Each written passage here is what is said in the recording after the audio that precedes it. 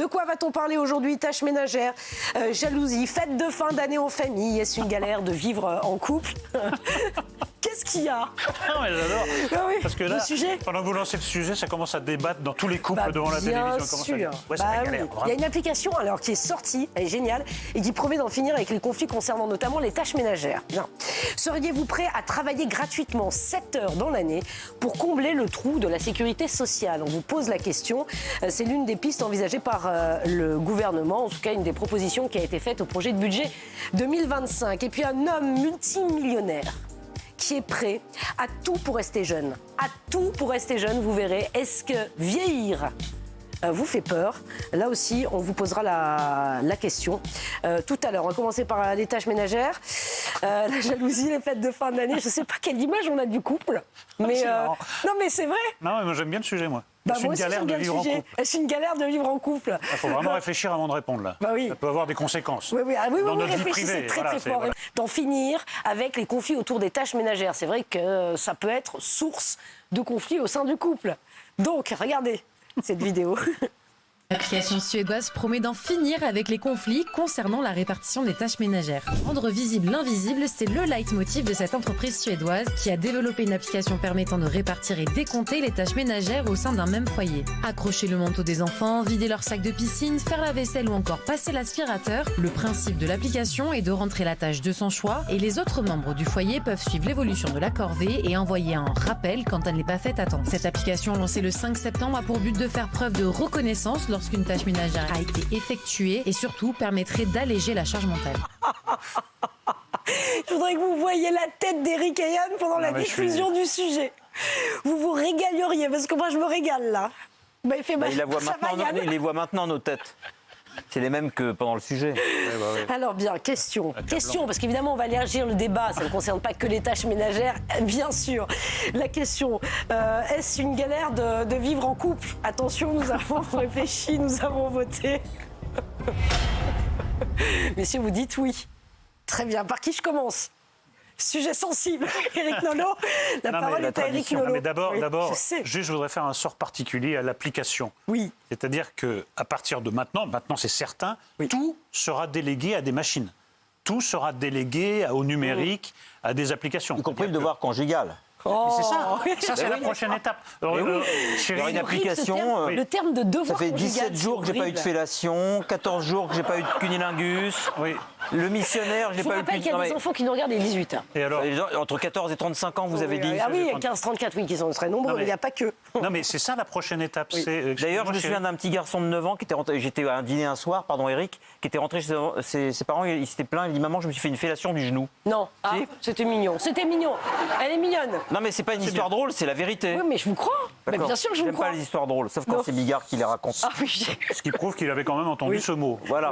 Le lapsus vient pas de nulle part. Bien sûr. Non, mais là, ce sera ça. En effet, ce sera. Chérie, tu es très en retard. Hein. Tu avais promis de faire l'amour avant-hier. 2 jours ont passé et tout. Non, mais moi, je trouve ça effrayant. C'est-à-dire de renoncer au dialogue, qui est quand même la base de la vie en couple, de la vie en famille et même de la vie en société. Nous dialoguons ici pour la déléguer à une machine, c'est-à-dire à un programme. Et apparemment, on ne peut pas sortir du programme, quoi. En fait, c'est vraiment très étrange. Après, est-ce que c'est une galère de vivre en couple? En tout cas, c'est un défi.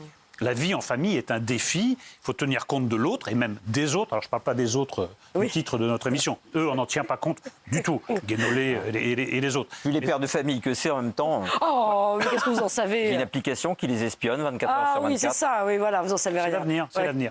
Donc, c'est vrai que ça demande des adaptations en permanence, qu'on ne fait pas ce qu'on veut. Il faut tenir compte des autres. Oui, il y a un côté galère, ce qui en fait à la fois le prix et parfois la douleur. Donc je pense que... J'essaye d'imaginer un couple qui serait dans l'harmonie totale, où il n'y aurait jamais le moindre conflit, le moindre différend. Je trouve ça un peu effrayant. C'est un peu un fantasme totalitaire. Oui. C'est ce qui fait le sel, peut-être. Un peu, pas trop de sel. Hein. Non, pas trop de sel non plus. On n'a pas dit du piment, on a dit un petit peu de sel. Voilà. On n'a pas dit du piment. Une pincée de sel, avec parcimonie. Yann. Moi, je suis contre le couple. Je n'ai jamais vécu en couple, je ne vivrai jamais en couple. Je déteste le couple. Pour une raison simple, c'est que je préfère la présence à la compagnie. C'est-à-dire que lorsque vous êtes avec quelqu'un, si vous êtes en sa compagnie tout le temps, ça veut dire que vous êtes en couple. Mais si vous préférez sa présence, c'est-à-dire sa compagnie mentale, si j'ose dire, sa compagnie virtuelle, la probabilité qu'elle vous rende visite ou que vous alliez chez la personne en question, là, vous n'êtes plus en couple. Vous êtes avec quelqu'un. Ce qui fait, pour moi, une différence phénoménale. Je pense que nous sommes faits pour vivre seuls. Je ne dis pas sans amour, en recevoir et en donner, mais seuls. Et que toute cohabitation, quelle qu'elle soit, sauf avec les chats, est un enfer. Ouais. Voilà. L'enfer, c'est les autres. L'enfer, c'est si j'avais des enfants, je les confierais à des familles différentes. Oh, non, mais ça tombe bien, vous n'en avez pas. Mais j'aurais trop C'est peur. pour ça que vous n'en avez pas eu. Mais j'aurais trop peur de les rendre malheureux. Mais qui suis-je pour rendre un enfant heureux? Je pense qu'il serait... Non, mais là, c'est une boutade, mais je pense que seule une vie avec soi-même, dans la possibilité de pouvoir travailler à son rythme, de pouvoir dormir seul, je ne comprends pas qu'on puisse dormir à deux, le fait de pouvoir... C'est pas de l'égoïsme, c'est le contraire, c'est de l'altruisme. Je ne souhaite pas imposer ma présence et ma personne à quiconque, et je pense surtout que devoir rendre des comptes 24 heures sur 24, c'est la définition pour moi de l'enfer. Rien ne vaut la liberté de gestes, de mouvements, de pensées, de paroles. Oui. Et je trouve que le couple est le début de la fin du couple. Ah oui. Non, mais c'est audible, c'est tout à fait respectable. Il y a des tas de couples qui sont de vrais couples, mais ils ne vivent pas ensemble. Ils sont chacun dans leur appartement. Bien sûr. Après, dans l'affaire de l'application, ce qui est assez effrayant, c'est de croire que tout est modélisable. Voilà, c'est ça. C'est-à-dire que vous pouvez trouver quelque chose d'idéal, qu'en fait, la vie est une expérience de laboratoire. Mais tout nous prouve que la vie, ce n'est pas une expérience de laboratoire. Il y a des accidents, il y a des choses qui ne marchent pas, on tâtonne et tout. Mais non, ces gens-là vous disent non, nous on a trouvé et on va tout mettre en équation. Alors là, c'est des tâches ménagères et ce sera peu à peu tous les domaines de la vie. On plaisantait sur le sexe, je ne crois pas que ça soit une plaisanterie, il y a déjà ça doit exister. Vous savez, il y a des applications de consentement, par exemple. Donc en fait, tous les domaines de la vie passeront sous le contrôle. Ça, c'est nouveau dont je ne savais pas. Les applications de consentement. Oui, c'est-à-dire vous devez signer avant de passer au lit avec une personne, vous devez signer... Mais ça ne change rien, parce que la personne peut dire après devant le tribunal, ben non, finalement, j'avais plus envie. Oui, non, mais quand même, vous devez le signer avant. Oui, mais vous devez le signer avant. Eric dit quelque chose d'important au plan philosophique, c'est-à-dire que maintenant, la vie humaine va consister à se mouvoir entre les interstices des applications. C'est-à-dire que la vraie vie, c'est ce qui arrivera à échapper à la vigilance ou aux propositions des applications qui existent pour formater telle ou telle partie de notre conscience, de notre journée, de notre emploi du temps, de nos désirs. Donc celui qui arrivera à vivre entre deux applications possibles sera finalement celui qui aura une vie digne d'être une vie humaine. Juste à propos des tâches ménagères, je vais vous donner quelques chiffres qui m'amusent beaucoup. 42% des 25-34 ans, donc peut-être vous qui nous regardez, ont déjà envisagé de rompre avec quelqu'un à cause d'un lave-vaisselle mal rangé. 42%. Est-ce que c'est le cas dans le public? Levez la main et vous le dites franchement. Non, jamais. Bon, alors, 42%, ça me paraît colossal. Mais je vous jure, écoutez... C'est pas très difficile de ranger un lave-vaisselle. 17%, c'est Opinionway, l'Institut de sondage, 17% des 25-34 ont pris la décision de rompre pour des problèmes de lave-vaisselle. Si, je vous jure, c'est vrai. Vous voulez ma conviction sur ce sujet? Il y avait d'autres motifs. Oui, il y avait d'autres motifs. Ça devait se combiner avec d'autres motifs. Je pense que le lave-vaisselle, c'est le prétexte. Mais bien il a bon dos, le lave-vaisselle. J'adore l'histoire du lave-vaisselle. Non, mais c'est vrai. On lui fait porter le chapeau au lave-vaisselle. Ouais. C'est une victime collatérale, le lave-vaisselle. Moi, je défends le lave-vaisselle comme entité. Regardez, je suis l'ami des lave-vaisselle. La moitié des moins de 35 ans trouvent. Il a permis la libération de la femme, le lave-vaisselle. Vive les lave-vaisselles. Lorsqu'elle range bien le lave-vaisselle. Regardez ce chiffre. Plus de la moitié des moins de 35 ans trouvent du sex-appeal à leur partenaire lorsqu'il ou elle range bien le lave-vaisselle. C'est faux. C'est pas qu'ils trouvent, c'est qu'ils le disent. C'est une bonne ruse de guerre. Ils le disent. Chérie, tu es très sexy quand tu ranges le lave-vaisselle. Moi, c'est au lave-vaisselle. En fait, ils ne le pensent pas. C'est au lave-vaisselle que je trouve du sex-appeal en général. Je suis un fétichiste des lave-vaisselle. C'est vrai, vous adorez ça? Non. Je raconte n'importe quoi, c'est tout. Mais oui. Ça me détend. Ça vous détend, mais c'est bien. Ce que décrivait Yann tout à l'heure, il dit on va se faufiler dans les interstices des applications. Moi, j'ai lu ça dans un roman, 1984, d'Orwell, c'est-à-dire les personnes encore un peu libres se faufilent entre tous les interdits. Il y a une démarche totalitaire quand même dans tout ça qui est effrayante. Et là, c'est un totalitarisme qui est non seulement accepté, mais réclamé. Je ne sais pas combien de personnes vont télécharger cette application, mais en fait, ils se soumettent à ce totalitarisme, c'est-à-dire à des règles qui ont été édictées par des gens. Sur quelle base? Il devrait y avoir des applications d'engueulade. C'est-à-dire que, comme vous n'avez pas envie de conflit, vous branchez votre portable et celui de votre compagne, et vous les laissez tranquillement avec des logiciels d'intelligence artificielle, ils s'engueulent à votre place pendant 10 minutes. Pas mal, ça. Et ensuite, on regarde qui a gagné le match et on peut refaire l'amour tranquillement. Ah, c'est bien ça. Mais c'est C'est une bonne idée, c'est une très très C'est bonne l'avenir, idée. l'intelligence artificielle. La jalousie, parlons-en. La jalousie, ça fait partie aussi de la vie de couple. 54% des personnes interrogées, toujours sondage Opinionway, après une rupture, avouent avoir mis volontairement des publications dans lesquelles ils apparaissent heureux pour rendre l'être perdu jaloux. 43% font exprès d'aimer des photos de personnes au physique avantageux. Non mais attendez, c'est génial. J'adore. Moi, je découvre. 42% ont déjà posté une publication montrant une forme d'intimité avec une autre personne. Est-ce que vous savez que sur TikTok, on peut trouver des conseils pour ne pas être jaloux en couple? Et pas des moindres, ça va être de bien différencier vos émotions de vous-même. Vous n'êtes pas possessif, vous n'êtes pas jaloux, vous ressentez de la jalousie, vous ressentez de la possessivité. Le plus important, quand vous êtes face à une personne qui n'arrive pas à contrôler sa jalousie ou qui, malgré tout, a envie, mais n'y arrive pas, c'est hyper important aussi de vous lui prouver que cette personne peut avoir confiance en vous. Je sais que parfois c'est chiant d'être avec quelqu'un qui est jaloux, mais essayez de comprendre pourquoi et essayez de traiter le sujet ensemble. Première chose à laquelle il faut que tu réfléchisses quand tu penses à la jalousie, c'est ta relation avec toi-même. C'est en travaillant sur tes insécurités et en amenant des intentions dans tes relations que là tu peux créer de la sécurité autour de toi. On parlait de Je crois Marcel que vous Proust. adorez le sujet. Non, Pascal, Marcel Proust, c'est le fil rouge de cette semaine. Oui. Il a écrit 2 tomes de 500 pages chacun sur le thème de la jalousie. Albertine disparue et la prisonnière. Ça sera plus intelligent de lire ça que d'écouter de telles inepties. Non, ce que je veux dire, c'est que, après je te laisse parler Eric, on me l'a fait moi le coup d'avoir l'air heureux. En fait, j'ai une compagne, ça s'était terminé. Oui. Et en fait, elle m'a fait croire qu'elle avait fait un tour du monde avec un yogi Oui. pendant 6 mois. Et en fait, quand je l'ai retrouvée, cette femme, elle m'avait expliqué qu'en fait, ce tour du monde qu'elle avait fait vivre pendant 6 mois, s'était arrêté au bout de 15 jours. Ah bon? Donc pendant 6 mois, je suivais leur périple, mais en Oui. fait, qui est un périple imaginaire, parce que le type avait été éjecté 3 semaines après le début du voyage. D'accord. Enfin, bon, c'est Mais une ça vous anecdote. avait pas rendu jaloux? Ah non, j'ai une propension atroce à passer très vite à autre chose, moi. Ah, c'est vrai? Je suis contre la jalousie. Je pense que la jalousie est un véritable cancer. Ouais, je suis d'accord. Alors littérairement, c'est fascinant, mais en fait, les gens jaloux sont des gens effectivement qui sont peut-être habitués à ne regarder que leur seul nombril. Il y a des choses plus intéressantes que d'être jaloux. En plus, vous savez que la jalousie fait feu de tout bois.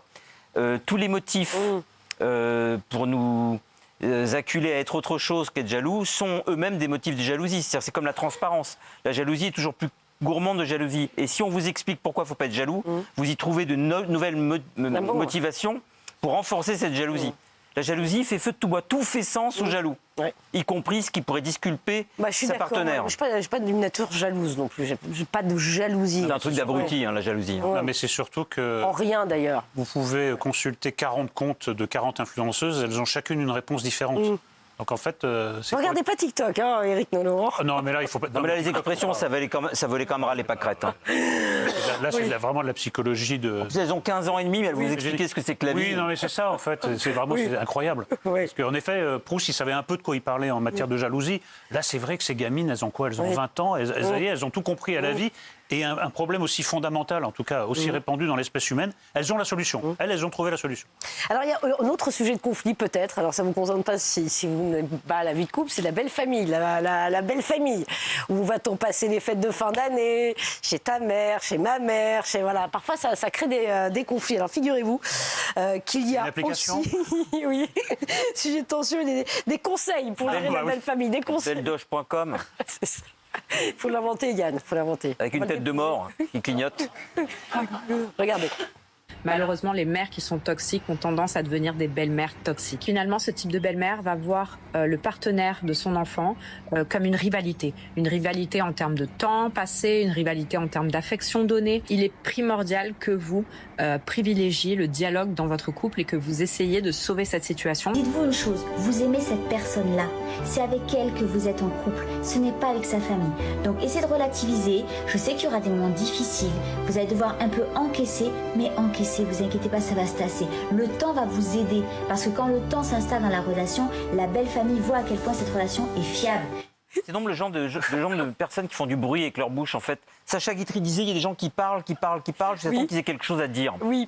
Ce que vous nous montrez là, Pascal, je ne savais même pas que ça existait. C'est effrayant, quoi. C'est vraiment des inepties. Je ne sais pas ce qu'en pense Eric, mais c'est affligeant. Quoi. Oui. C'est terrible. Non, mais Ils sont regardés, ces femmes sont regardées. Oui. Oui, beaucoup sont. Mais beaucoup, c'est énorme, ça cartonne. Oui, mais c'est une On société écoute qui les va mal. conseils Hein. de La TikTok. société est très très malade. Moi, j'en ai marre des blagues sur les belles-mères, c'est bon, quoi. Ouais. Les blagues à Toto, les blagues sur les belles-mères. En plus, moi, j'entends très bien avec ma belle famille. Donc voilà, je trouve ça complètement... Non, mais c'est vrai, ça devient un truc... Non, mais ce qui fait peur, c'est les lieux communs, là, qu'on ressasse à longueur Comment on peut de... prendre ça au sérieux, quoi, je comprends pas. Ça fonctionne chez beaucoup de monde, sachez-le. Il y a beaucoup de vidéos comme ça, en pas fait, que sur TikTok d'ailleurs. Ces jeunes filles contre lesquelles je n'ai rien de spécial viennent nous expliquer que l'eau mouillée. Mais elles n'ont rien dit. C'est du bruit fait avec des bouches, ça. Il n'y a pas de valeur ajoutée intellectuelle. Il n'y a rien. Enfin, je ne sais pas, je suis le seul à penser ça. Ouais. Mais il n'y a rien. Je sais pas, non, je sais Non, pas. vous, qu'est-ce que vous en pensez, Pascal? Bah, moi, ça me fait sourire. Non, mais là, vous avez entendu une information intelligible, intéressante, Non, intelligente? mais parce qu'on n'est plus... Oui, on a vécu. Non, on a vécu. Non, mais je dois être le seul Hein dans le cas. Non, mais il y a d'abord, un il y a problème. ça. Et Dites-moi. puis, Ça doit venir de moi. Non, mais pas du tout. Quelles sont les principales causes de rupture, d'après vous? J'adore. Alors... Oh non, mais c'est énorme. Dans mon cas, je sais que... Non, mais vous Pascal, n'affichez pas la régie. Dans mon cas, je sais quelle est la principale cause de rupture. Oui, c'est quoi? moi. C'est vous?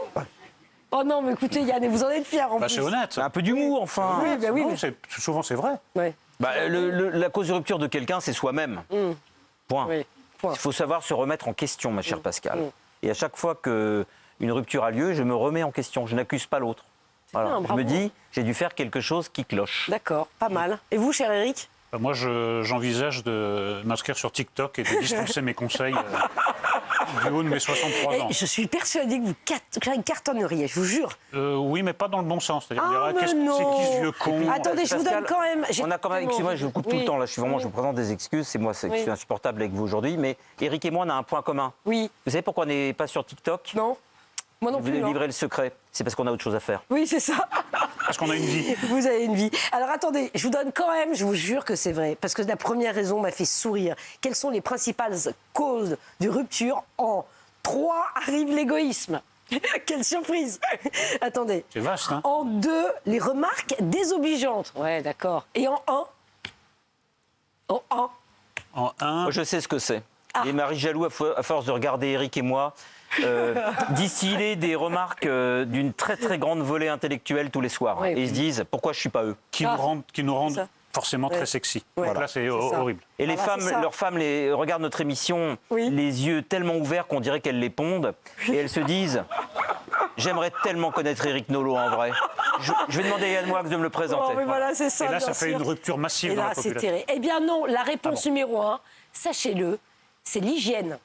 C'est l'hygiène, la première cause de rupture. L'hygiène. Fascinant. C'est incroyable. En France, Bah oui, en France, ouais, mais c'est dingue, en l'hygiène. Corée, cette cause n'existerait pas du tout. Ah oui, on va revenir dans un instant et on va parler de la vieillesse. Est-ce que vous avez peur de vieillir? Il y a un homme multimillionnaire qui est prêt à dépenser des fortunes pour ne pas vieillir. Il n'y a pas de sondage, non, on n'a pas le Ah oui, le sondage, c'est si bien sûr, le sondage, vous pouvez l'afficher, vous avez raison. Oh là là là Alors, là là là, bah presque oui, c'est égalité. partagé. Oui. Voilà. Est-ce une galère de vivre? Apparemment, il y a Non, à 51%. Voilà, c'est bien. 51%. Bah, c'est tous ceux les qui ont femmes, répondu non 40%. sont peut-être célibataires. Allez, à tout de suite sur C8.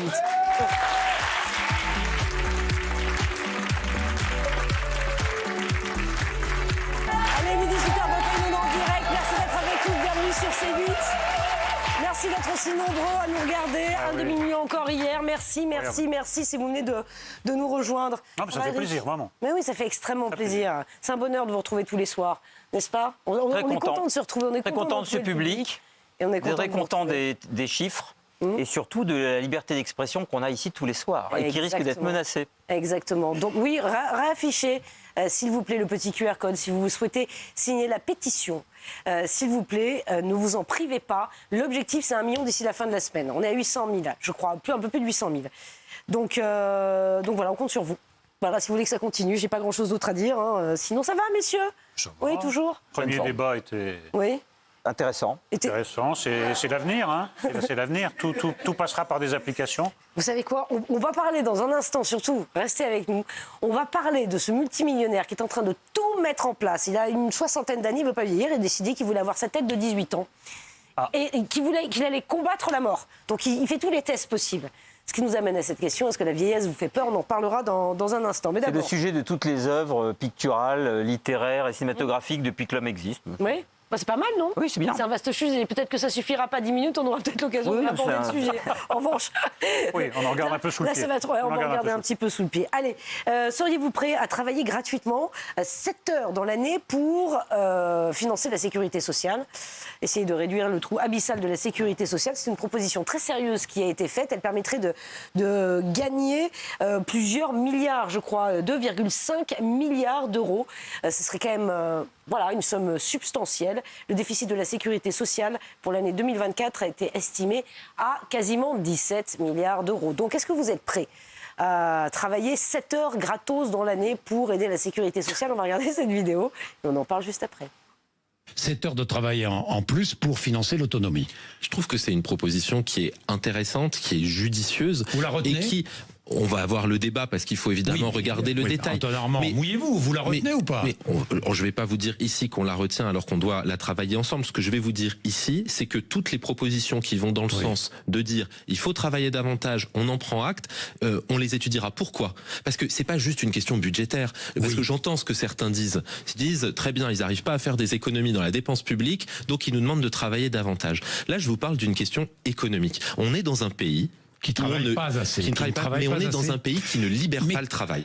Alors, seriez-vous prêt à travailler gratuitement 7 heures dans l'année, 7 heures, je précise 7 heures, pour financer notre sécurité sociale? Nous avons voté et nous avons décidé. Cher Eric, nous sommes d'accord. Nous voulons bien faire 7 heures d'émissions supplémentaires, s'il le faut. N'est-ce pas? Même si on a la chance d'avoir un travail qui non, mais c'est ça qui complique complique un peu la réponse. Ouais. Moi, je dis oui. Pourquoi? Pour une question de solidarité minimale, c'est pour financer la dépendance. Et en effet, parce que je fais partie de ces privilégiés qui confondent le plaisir et le travail. Donc, j'aurais quand même mauvaise grâce à dire non. En revanche, ce qui me concerne, c'est que pour proposer ce genre de choses, il faut vraiment que la France soit arrivée à un niveau de paupérisation et de clochardisation incroyable quand même. Parce qu'on en a. On est à bricoler.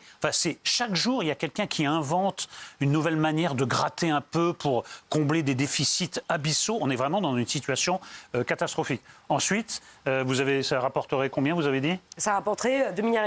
Oui, moi je vous dis, sans être un spécialiste en économie, qu'on peut trouver très facilement 2,5 milliards d'euros, 2,5 milliards d'euros, en économisant sur d'autres domaines beaucoup plus facilement. Simplement, on n'a pas le courage de faire ces réformes. Donc, on sort un gadget qui est 7 heures. Pourquoi 7 et pas 6 et pas 8 ? Pourquoi il faut trouver 2,5 milliards et pas 3,5 milliards ? Bon, moi, je trouve que c'est un gadget. Ça sert un peu de cache-sexe aux économies qu'on n'ose pas faire, notamment à la réduction de la dépense publique. Donc, c'est une fausse bonne idée. Si elle s'applique, néanmoins, évidemment, j'y participerai. Bon, 7 heures de travail supplémentaire pour la sécurité sociale, vous dites non, Yann Moix. Et puis quoi encore? Et puis quoi encore? D'abord, je travaille énormément, souvent d'ailleurs, d'une certaine manière, gratuitement, et je ne vois pas au nom de quoi, avec les impôts que je verse, et qui sont très conséquents, j'irai en plus donner de mon temps. Je donne déjà l'essentiel de mon argent pour la solidarité nationale. Je ne vais pas en plus donner ce que j'ai de plus précieux, c'est-à-dire mon temps.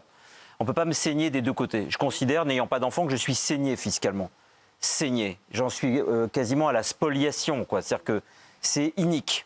Alors, je ne me plains pas dans la mesure où j'ai des bons revenus, mais je veux dire, toute chose égale par ailleurs, je me fais déglinguer comme peu de gens se font déglinguer. Et je pense que pour un écrivain, etc., qui vit vraiment que de sa plume et qui fait des émissions de télé, c'est, dans mon cas précis, on n'est pas loin de l'aberration. Je ne vais pas faire pleurer dans les chaumières. Je dis simplement, toute chose égale par ailleurs, je me fais saigner comme un chien. Donc, je vous réponds très clairement. Et puis quoi encore? Vraiment, je contribue à la solidarité nationale. Plus que de raison. Plus que de raison. Je ne m'en plains pas, sauf c'est la première fois que je m'en plains ici. Je ne le ferai plus. Mais, et puis quoi encore? Mon temps est suffisamment précieux, en tout cas je l'estime tel, il n'est pas disséminé en bêtises sur les écrans et en jeux vidéo. Donc si vous voulez, c'est ce que j'ai de plus... Ce qu'il veut de son temps. Hein. Oui, mais c'est précisément ça, c'est ce qu'on a de plus précieux. D'ailleurs, c'est ce qu'on comprend sans doute pas ce milliardaire dont on va parler tout à l'heure. Et donc la réponse est non. Et je rajoute que je me méfie toujours des tâches non rémunérées. Oui. Quelqu'un qui travaille doit être rémunéré, et en plus c'est pas dans dans notre mentalité. C'est-à-dire que quand bien même j'accepterais de travailler gratuitement, il y a tellement de gens qui ne le feront pas, qui profiteront du système pour faire travailler les autres à leur place, que de toute façon c'est vicié dès le départ de la question. En Corée, quand il y a une crise, les gens vont spontanément donner leur trésorerie intime, leurs bijoux de famille pour enrayer la crise. En France, toujours les profiteurs qui feront en sorte que ce genre de décision ne pourra pas être mise en œuvre. Gérard Larcher, président du Sénat, qui vient donner des leçons, il a fallu quand même une pression maximale pour qu'ils renoncent à l'augmentation de leur budget qui, entre nous, ne s'imposait pas. Donc on a un peu l'impression qu'on demande toujours aux mêmes. Maintenant, après, moi je ne vais pas m'exonérer de la solidarité nationale, mais je comprends les arguments de Yann, mais il y a toujours des donneurs de leçons, on a envie de leur demander de balayer devant leur porte avant de frapper à la nôtre. Oui, mais moi j'estime, Eric, que je suis vraiment matraqué par la solidarité. C'est-à-dire que je vais prendre même un jour peut-être même la solidarité en grippe, à force d'être matraqué. C'est-à-dire qu'à un moment donné, un élan qu'on aurait pu faire de manière... Grande gueule, regardez ce qu'ils en pensent, travailler 7 heures supplémentaires pour la sécurité sociale. On a quand même un pays qui est très très mal géré financièrement parlant. On distribue des milliards, que ce soit par le CICE, les crédits d'impôt recherche, sans aucune contrainte, sans aucun retour. Et nous, encore une fois, on nous demande de bosser pour la gloire. Alors on avait mis quand même la CSG en place pour rembourser le trou de la Sécu. Apparemment, c'était pas suffisant. Ça devait être provisoire, la CSG, d'ailleurs. Oui, elle devait être provisoire, tout à fait. On l'augmente régulièrement. Derrière, on nous a collé cette journée de solidarité pour les EHPAD, enfin pour les personnes âgées, les EHPAD. Qu'est-ce qu'on fait derrière? On privatise les EHPAD. Oui, c'est vrai. Et là, le ministre de l'économie, Antoine Armand, voudrait et propose de supprimer encore un jour férié. Parce que là, c'était le lundi de Pentecôte, la journée de solidarité. On a l'impression vraiment qu'on écope un bateau qui est en train de couler. Et avec un petit verre d'eau, on est sur le Titanic, on essaye de faire en sorte que ça coule moins vite. C'est assez pathétique le spectacle que ça donne. Non, mais ça, et surtout d'une démagogie extrême. Je suis d'accord. Mais on est un pays en déclin, il faut le dire. Bah oui, non, mais voilà. Non, mais les comptes sont... Parce que... À force de l'entendre, ça finit par devenir irréel. Mais nous sommes un pays, en faillite. François Fillon l'avait dit il y a déjà longtemps, en faillite. Donc là, c'est des petites... c'est des mesurettes. C'est des mesurettes pour reculer l'irrémédiable. Mais vous savez, depuis le prélèvement à la source, quand vous voyez ce qui... Ah ben ça, c'est sûr. Comme si... Alors là c'est spectaculaire. Depuis qu'on le voit... Eric, c'est comme si, sur le Titanic... on demandait à des gens de se transformer en maître nageur gratuitement pendant 1 heure. C'est ça. Quelle image. Quelle image. Et vous, qu'en pensez-vous chez vous? Évidemment, vous avez réagi sur les réseaux sociaux et n'hésitez jamais à le faire continuer. Bien sûr. Voilà. Mais les gens ont raison. Non. Et puis quoi encore? Non. À 87%, ça suffit. Les gens sont saignés. Ils n'ont déjà pas de quoi arrondir, assurer leur fin de mois. Il faudrait qu'ils travaillent gratuitement. Mais oui, je suis d'accord. Mais non, mais je suis d'accord. Cette proposition est insupportable, en fait. De démagogie, surtout. Parce que ceux qui la proposent connaissent à l'avance son infaisabilité. C'est ça qui est criminel. Oui, c'est ça. C'est pour faire le buzz, quoi. Pour faire le malin. Pour faire le malin, voilà. Ça on a une classe politique qui aime faire la maline. On en parle. Voilà, on en parle, mais ça peut peut-être vous permet de discuter chez vous, autour de la table, ce soir. Et vous, seriez-vous prêt à travailler 7 heures supplémentaires pour aider à financer notre système de santé? Tiens, on va parler de toute autre chose à propos de santé. Je ne sais pas si c'est de la santé, en tout cas c'est de l'esthétique. Je ne sais pas comment qualifier ce monsieur. Il est 18h31, on est en direct sur C8. Un homme multimillionnaire. Il y a beaucoup d'argent, lui. Le problème des impôts, tout ça, ça ne concerne pas. Bref, il a décidé qu'il voulait rester jeune. Il a un peu plus de 60 ans et il veut toujours sa tête de 18 ans. Et par extension, il a décidé d'essayer de vaincre la mort. C'est ambitieux quand même. Hein. Non, c'est ambitieux. C'est très, très ambitieux. Regarde cette vidéo, on en parle juste après. Vous nous racontez l'histoire d'un homme très riche qui a décidé de ne plus vieillir. Il s'appelle Brian Johnson, entrepreneur américain multimillionnaire, patron d'une société qui vend des objets qui mesurent, surveillent et enregistrent l'activité de votre cerveau et le sien de cerveau. Il est tourné vers son rêve, avoir 18 ans à nouveau, vaincre le vieillissement et pourquoi pas la mort. Entre Benjamin Button et Retour vers le futur, entre Indiana Jones et le mythe de Faust, à 47 ans, Brian Johnson s'est lancé dans une course contre la montre. Il prend le relais des alchimistes à la recherche de la vie éternelle et il pose une question. Sommes-nous la première génération qui ne mourra pas? Waouh, c'est ambitieux. Alors ça nous amène à un tout autre sujet. On va pas vous demander effectivement qui est capable de vaincre la mort, mais la question, un homme multimillionnaire qui était prêt à tout pour rester jeune. Est-ce que la vieillesse vous fait peur? Attention. Tu dis quoi? Alors vous dites oui. Oui. Et moi je sais pas. Je crois que je suis non. Je suis comme vous. Il y a non. Je suis non. Non, mais d'abord, il faut s'attarder sur le cas de cette personne. Ce qu'il n'a pas compris, c'est que pendant qu'il essaie de ne pas mourir, il oublie de vivre. en réalité. Voilà, donc comme il va perdre. Très joliment en plus, dit, j'adore cette phrase. Oui, comme il va perdre, en plus, ça ne sert à rien. J'adore cette phrase. Ensuite, c'est un vrai sujet parce que c'est la nouvelle frontière, en fait, la frontière de la mort.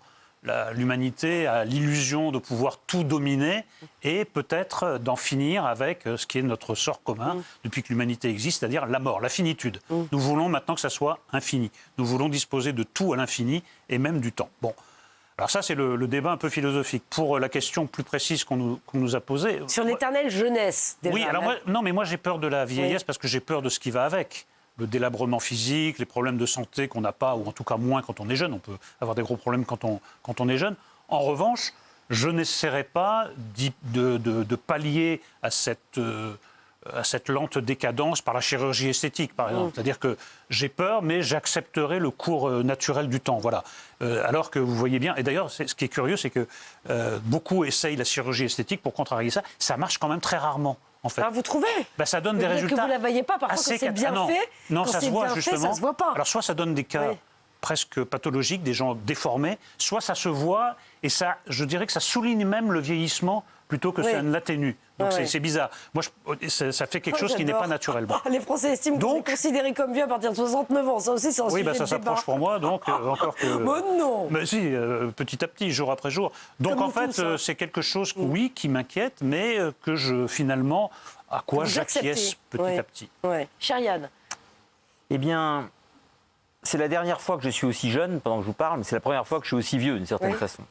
Et effectivement, comme l'a dit Eric, il y a aujourd'hui un mouvement qu'on appelle le transhumanisme qui considère que la vie est un dû et que c'est un scandale que de vieillir et que de la perdre, cette vie. Comme dit Mitterrand, c'est pas la mort qui me fait peur, c'est de vieillir et c'est de mourir surtout. Alors je suis totalement désaccord avec ça dans la mesure où, comme l'ont d'ailleurs suggéré certains grands mystiques, l'éternité existe, mais elle ne se compose pas d'une très longue, d'un très long déroulement temporel. L'éternité se constitue au contraire de moments discrets, au sens quantique du terme, c'est-à-dire granuleux, c'est-à-dire des moments, des instants disséminés pendant la vie où l'intensité est telle qu'on a une sorte de sensation de plénitude qui remplace avantageusement le fait de vivre jusqu'à 350 ans. Donc l'éternité existe, mais elle est distillée. Elle est sous forme de confetti. Elle est distribuée de manière granuleuse, de manière, on va dire, discrète, sans jeu de mots. Et quant à la vieillesse, c'est quand même assez obscène de vouloir y couper dans la mesure où chaque phase de la vie a ses aventures, a son aventure propre, a son mystère profond et aussi ses centres d'intérêt. Et je crois qu'il est terrible d'arpenter cette phase de la vie si on n'a pas réussi à accumuler quelque chose qui n'a pas de prix, qui est une vie intérieure. J'entends bien que certains aujourd'hui, face à la vacuité de leur être et à l'insondable... C'est parti. Non, ça y est. Médiocrité. Bon, non, mais 18h30. Mais non, qu'est-ce qui vous permet d'affronter la vieillesse et la mort et la solitude? C'est la vie intérieure. Bien sûr. Si vous n'avez rien en vous, si vous n'avez rien accumulé d'autre que des journées passées en pure perte devant un écran ou devant des dessins animés au sens générique du terme, vous n'avez effectivement plus que vos yeux pour pleurer. Si pour être heureux, il vous faut la compagnie de quelqu'un à toute vitesse, vous n'êtes pas capable de rester 5 minutes avec vous-même, vous n'avez pas la chance d'embrasser des grands événements dans votre vie, ou lire des chefs-d'œuvre, ou de voir des chefs-d'œuvre, ou d'écouter des grands moments de musique, et d'avoir compris qui vous étiez, alors vous êtes cerné de toutes parts par quelque chose d'horrible. C'est votre vide intérieur. Et cet homme, c'est pas de la vieillesse qu'il a peur, c'est de lui-même. Oui, c'est vrai. Le fait de se retrouver seul, parfois, ça fait peur, parce qu'on a peur d'aller chercher ce qui se passe à l'intérieur. Il y a des avantages à devenir vieux. Moi, je pense que plus je vieillis, plus je deviens libre, par exemple. Ah, ça, je suis d'accord. Oui. Il y a un sentiment de liberté que, paradoxalement, puisqu'on pense que la jeunesse est l'âge du maximum de liberté, j'ai l'impression que ce n'est pas vrai. Mais surtout, vous vous détachez énormément du regard des autres. De la conformité. Plus vous prenez la conformité, le regard des autres, vous en fichez. La jeunesse française a une très grande conformité, et les générations qui arrivent sont de pire en pire pour ça. Tous les jeunes se ressemblent aujourd'hui, et c'est dramatique. Donc la vieillesse permet quand même de sortir de ce moule. Exactement. Brian Johnson, donc cet homme qui essaie d'avoir 18 ans et qui essaie de contrer la mort. Il n'y a pas un mot dans le public, là. Je peux vous dire que sont suspendus à vos paroles. Pas un mouvement. Brian Johnson, on entend Brian Jones, qui est mort à 27 ans, et qui, d'une certaine manière, a accédé à une forme d'éternité. C'est-à-dire qu'il a vécu très peu sur Terre, il a même assez peu créé, il a créé des grandes choses, mais dans un temps assez court, et c'est un nom qui continue. Et lui, pourtant, est mort jeune. Je ne sais pas si ce sera le cas de Brian Johnson. Est-ce qu'on se rappellera de Brian Johnson dans 50 mais alors, écoutez, ans? Probablement regardez, pas. il a fait plusieurs expérimentations pour accomplir son projet. Vous allez voir que les idées sont assez surprenantes. Dans une expérience précédente, il s'injectait du plasma sanguin de donneur, parfois de son propre fils de 17 ans. Ça n'a servi à rien. La santé, c'est la vie dans le silence des organes. Ça, c'est une citation d'un chirurgien du siècle dernier.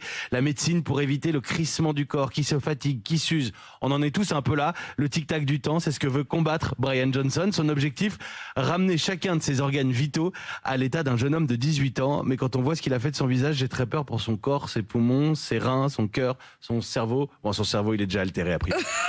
C'est surtout, il part du principe et du postulat de sa propre importance sur la Terre. Et dès lors qu'on a ce sentiment d'être indispensable au cours des choses, c'est qu'on a raté sa vie. Oui, non, mais c'est sûr, et qu'on est très isolé. Mais peut-être que, bon, je sais pas, ces expériences permettront de faire avancer la science. Il y a un temps pour partir et ce temps n'est pas désagréable. Quoi de pire qu'une vie éternelle? L'enfer, c'est la vie qui dure. C'est bien aussi de savoir s'en aller. Regardez, c'est... Et dans quel état non, mais s'en aller, attendez, oui, parce que voilà, il a fait beaucoup de chirurgie esthétique. Pour très important. Abuser de la chirurgie esthétique, ça va pas, ça rend pas beau, c'est horrible. Non, mais c'est là, bon, après, je sais pas ce qu'il a fait, un lifting. Non, mais Yann le disait au début de nos échanges. En effet, ça a été beaucoup exploré par la littérature, notamment, et le cinéma. Faust, machin. Exactement, il y a une dizaine. Mais là, vraiment, ça passe dans la réalité. C'est-à-dire que, en fait, il y a une arrogance de l'être humain qui veut en fait se rapprocher de Dieu, quoi, en fait, de l'éternité. Je me souviens, Eric, tu sais, Michel Tournier, qui est mort très vieux, à plus de 90 ans, Michel Tournier disait « ça devient long, ça suffit ». Et il avait envie de quitter la vie avec le même bonheur que celui d'y avoir été installé. Comme si la mort n'était pas la fin de la vie, mais la conclusion de quelque chose et qui était mis en parallèle avec la naissance, comme une naissance à l'envers. Oui, c'est ça. C'est ça, c'est très joliment dit, une naissance à l'envers. Regardez, et vous, qu'en pensez-vous chez vous?